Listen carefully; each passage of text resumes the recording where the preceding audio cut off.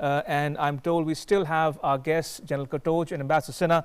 Ambassador Sinha, before I come to you, I want to go across General Katoj. Morale boosting words there from Prime Minister Modi as someone who has served in the Indian Army, General Katoj. How would this words have been received by the soldiers there? You see, the very fact that the Prime Minister has come to the forward area and is addressing the troops. Now, we are right in the battle zone. It is not something which is far away. You are in the battle zone. Right. Your Prime Minister comes there and speaks to the men. Now, I don't think there could be a bigger morale booster than that. Then he goes to the hospital. You visit the patients there. I can assure you, I've also been in hospitals, and when you are injured, and when you're lying there and somebody visits you, it just raises your morale. When I used to visit my men in hospital, it would raise their morale. Now you can imagine what these men will be feeling when the Prime Minister of the country has come to the hospital and met them. These same visuals go across the country. What do the men feel? It goes across to the families. I think it is a matter of great honor. It's a matter of great pride that we have a Prime Minister who walks the talk, who walks that extra mile for the men. Right. And this is the message. This is the morale boosting. This is certainly a morale raiser. I mean, your morale, the armed forces or the Indian Army, morale is always high. But I think this takes it to a new level altogether. And right. I think it is something which will be remembered for a very, very long time. Indeed.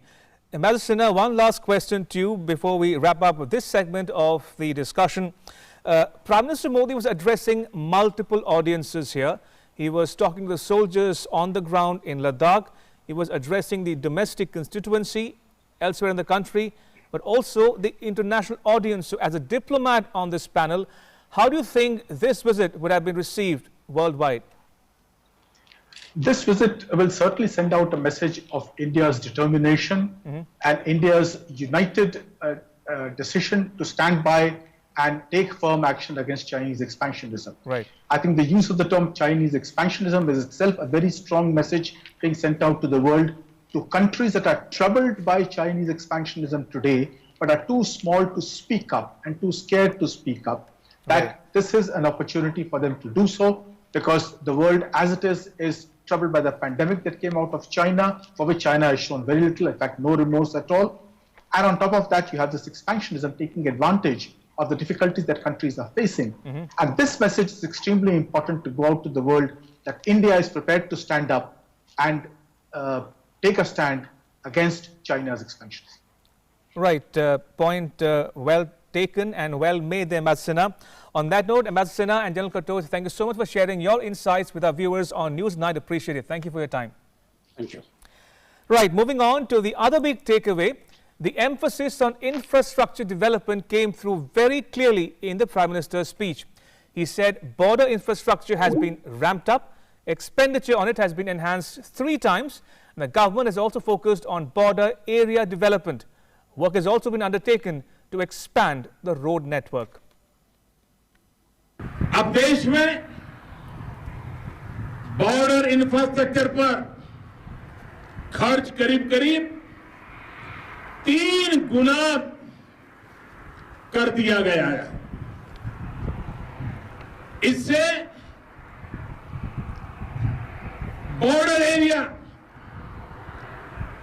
Area development और सीमा पर सड़कें पुल बनाने का काम भी बहुत तेजी से हुआ। इसका एक बहुत बड़ा लाभ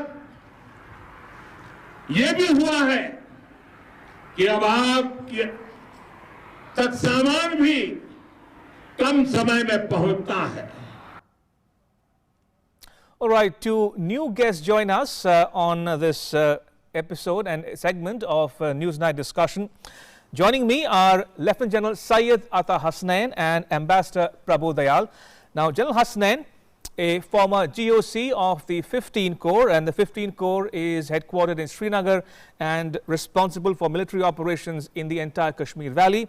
He is currently Chancellor of the National Central University of Kashmir and a member of the National Disaster Management Authority. And Ambassador Dayal is a former ambassador to Kuwait and Morocco. He was Consul General in New York and Dubai and is the author of the book titled Karachi Halwa. Gentlemen, welcome to News Night. If I can come to you first, General Hasnain, your thoughts on the infrastructure development push given by the Prime Minister Modi's government and his remarks there in Ladakh this morning. Yeah, that's absolutely a very, very essential aspect. If India wishes to give a suitable response, a military response at all, or even project the capability response, right, it is essential that we have the ability to be able to place sufficient troops on the line of actual control, and then very importantly to maintain them, because half the business of war fighting at all is logistics, and that is completely contingent upon the state of your infrastructure. Your whole issue of reinforcements, everything is all dependent on your infrastructure. And of course, it's not just war fighting, it is a question of deterrence. If your adversary knows that your infrastructure is shaky, he also knows that your response is not likely to be of a very optimum level. So Prime Minister Modi has no doubt focused and emphasized on a very crucial part of the complete makeup of our deterrence or dissuasion and our response capability by stating very clearly that 3 times more will be spent on this, and hopefully we should be able to ramp up this in quick time, because as you are probably aware from the China study group recommendations, it has taken us a fair amount of time.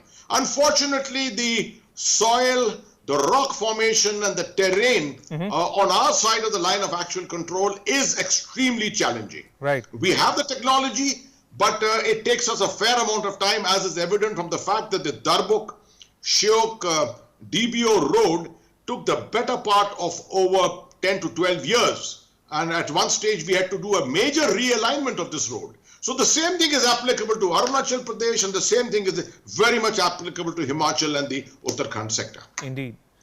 Ambassador Dayal, now some people would say that India's development push has unnerved China and that it alters a balance of power across the LAC. So in your estimation, could that be one of the reasons why China did what it did recently? I entirely agree with you that infrastructure development near the line of actual control has certainly rattled the Chinese. And I also agree with General Hasnain that such infrastructural development is of pivotal importance. That is why the Prime Minister has announced that there will be a 3-fold increase in the funding of such projects. Now, the reason China has stepped up on its hostile activity is because it is unnerved by the infrastructure development. And should we stop it? Certainly not. I think the Prime Minister has sent a very clear signal that not only do we not intend to stop it, but we will treble our efforts. Now, people have been surprised by the Prime Minister's visit today to Ladakh. But frankly, knowing his style, we should not be surprised, because the Prime Minister is a hands-on person. He likes to lead from the front. And there is an old saying that when the going gets tough, the tough get going. And when the situation is becoming tough or has been made tough because of Chinese actions, the Prime Minister, who's known to be a man of action, has gone the extra mile to show that he means business. You know, the Prime Minister had lent a hand of friendship to the Chinese, and he had had these very cordial meetings with Xi Jinping. But frankly speaking, what the Chinese have done is betrayal. And it has been extremely deceitful in terms of their conduct. So the Prime Minister has sent a very clear signal that if the Chinese are going to behave in this manner, then India will respond in like manner. India will not take things lying down. And if our infrastructure development is painful to them, so be it. We will treble our efforts. The General has very, very clearly outlined the significance of such infrastructure development projects for us near the line of actual control. Right. Because these are very necessary to strengthen our positions in the context of what the Chinese activities are. So I think the Prime Minister has sent a very clear signal to the armed forces that he's solidly behind them. He sent a message to China that we are going to not cave in any manner whatsoever. He has sent a signal to the world that he is a man of action, that he is not going to be bullied by the Chinese. And I think he has sent a larger signal to the entire world community that it is time to stand up to the Chinese, because the Chinese have been up to a lot of nonsense. And a lot of this has to do with their diversionary tactics. You know, the Chinese have been trying to divert attention from whatever happened in their own country in terms of the coronavirus, or the Wuhan virus, as I like to call it. They are trying their best to do things to divert world attention from that. And in like manner, they have tried to conceal their casualties in the recent clash with our troops. You know, it was the Chinese who started it, but they have suffered very heavy casualties. And the Chinese leadership has gone out of its way to conceal these casualties. They do their best to divert attention. And I think the world has been finding that the Chinese are a nuisance in terms of what they are doing in Hong Kong, in Taiwan, in the South China Sea, and now we are having to face similar Chinese nuisance type of activities in Ladakh. And the General rightly said there are other places along our line of actual control which are of equal significance, because the Chinese could be up to their tricks there too. So I think by visiting Ladakh, the Prime Minister sent a very clear signal that he is leading from the front, and that we are not going to be cowed down or bullied by a neighbor like China. All right. Prime Minister leading from the front, says Ambassador Dayal. Ambassador Dayal and General Hasnain, do stay on. I want to play out a couple more sound bites from the PM speech. So last but not the least, the Prime Minister recalled the greatness of Ladakh's culture. He also invoked the noble teachings of Kushag Bakula Rinpoche. He said Ladakh is a land of sacrifice. It has given many patriots. The Prime Minister went on to say that Lord Buddha's teachings inspires every Indian. Ladakh का तो ये पूरा हिस्सा ये भारत का मस्तक है, 130 करोड़ भारतीयों के मान सम्मान का प्रतीक है। ये भूमि भारत के लिए सर्वस्व त्याग करने के लिए हमेशा तैयार रहने वाले राष्ट्रभक्तों की धरती है। इस धरती ने कुशक बकुला रिनपोचे जैसे महान राष्ट्रभक्त देश को दिए हैं। Right, so there you heard the PM speaking and invoking Ladakh's rich culture. General Hasnain, what did you make of the fact that China reneged on its undertaking or commitments of 6th of June? It went back on them, which gave rise to this feeling that China was betraying India. So clearly the onus is on China now to mend ties with India and show its good intent going forward as well, isn't it? Well, there's no doubt about it. In good faith, India entered into a diplomatic dialogue.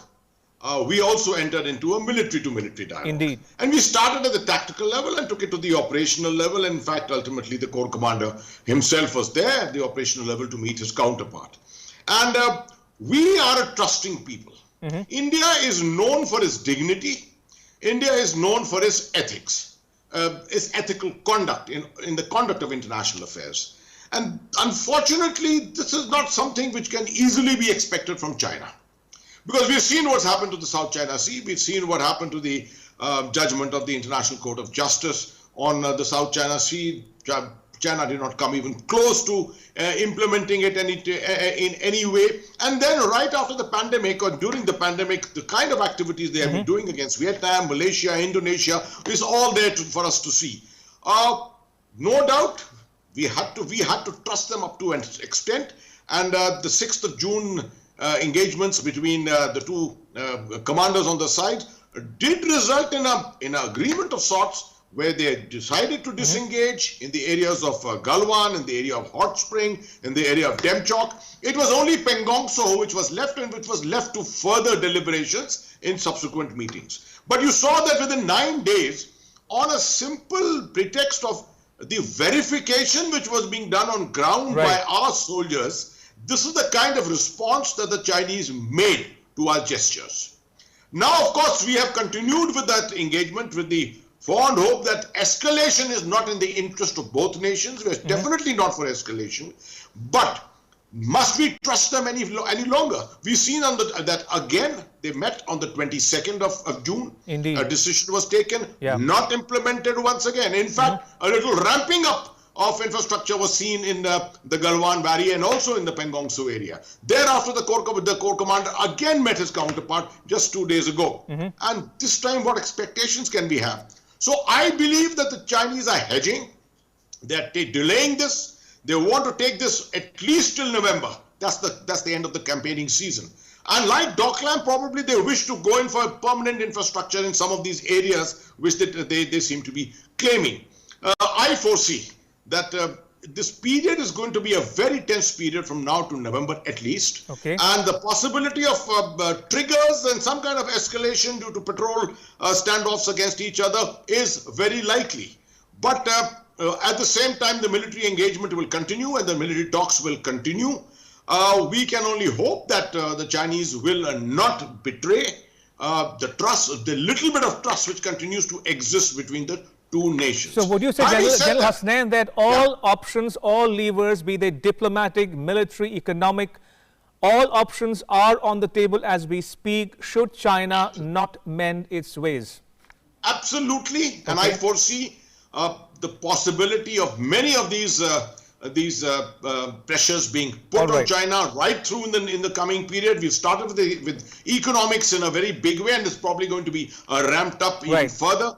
I think one last point from my side. Sure. I think Prime Minister Modi's going to Ladakh and invoking the whole issue of Ladakhi culture and Buddhist culture is a very, very important message to the people of Ladakh. Because if and at all, if there is escalation and if there is a further standoffs, some kind of exchanges take place on the line of actual control, there is no doubt that we need the full backing of the people. There is no doubt that we have the full backing of the people. But we need the people to remain motivated. We need the people to remain absolutely assured that they too have the full backing of 1.3 billion people of India.